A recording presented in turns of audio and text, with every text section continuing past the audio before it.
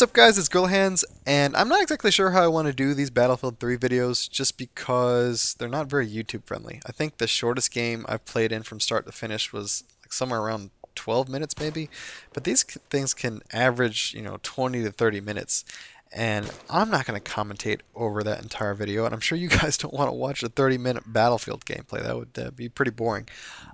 This section right here, this first starting attacking area, took upwards of like 15 minutes. We were having a really hard time just grabbing those first two MCOM stations.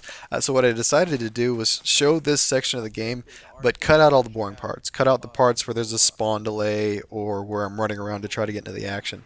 If you guys like these style of videos for Battlefield, let me know and I'll continue to do them in the future. Because I'm most likely going to pick this game up. I know there's a lot of bugs in the beta, but I'm told, I haven't confirmed this officially, but I've heard this all over the place, that DICE is well aware of all these bugs. They actually shipped an earlier alpha build that had all these issues with it, and either these issues have already been fixed or they're working on them right now, which is good to know. So I'm most likely going to pick the game up, but we'll wait and see. But one of the things I hear whenever I'm talking about Battlefield 3 or Bad Company 2, a lot of people, at least when they play it on console, they're not a very big fan of the pacing, which is extremely understandable. It makes sense, especially if you come from a Call of Duty background. When you compare this game to Call of Duty, I don't want to say it's night and day, but Call of Duty is definitely much more up-tempo. I mean, the controls are far more responsive. I think Battlefield 3 has made improvements on the controls, but Call of Duty dominates the markets in terms of just the overall tightness and responsiveness of its controls. There's no respawn delay except for maybe capture the flag.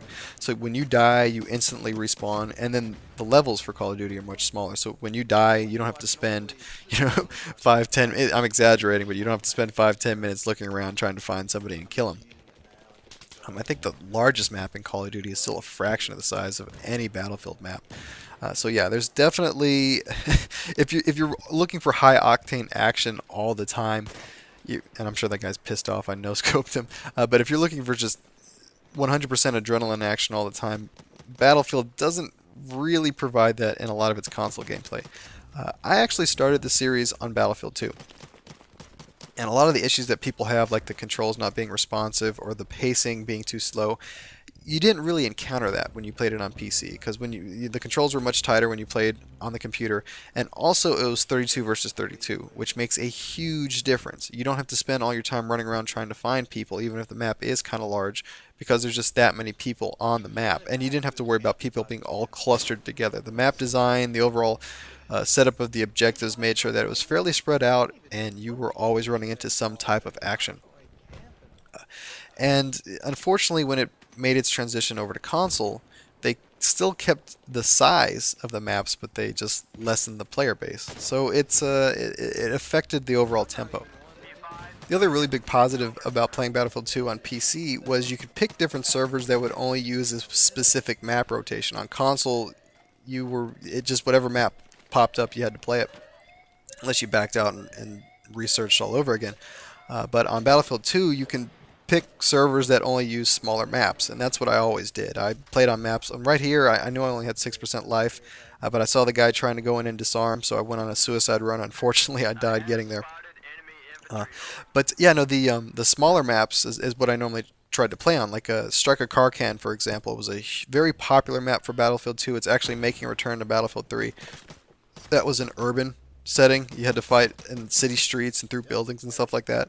And I'm hoping that their overall design for maps in Battlefield 3 will kind of follow along those lines. It's hard to tell just based on this one map, and there's no vehicles on it as well. But I'm hoping that they will kind of keep that same design philosophy as they did with Striker Karkan. And you can kind of see that in the metro area and the later stages of this level. But the initial area is kind of large and kind of open. I got lucky there. I guess he just whiffed with the knife.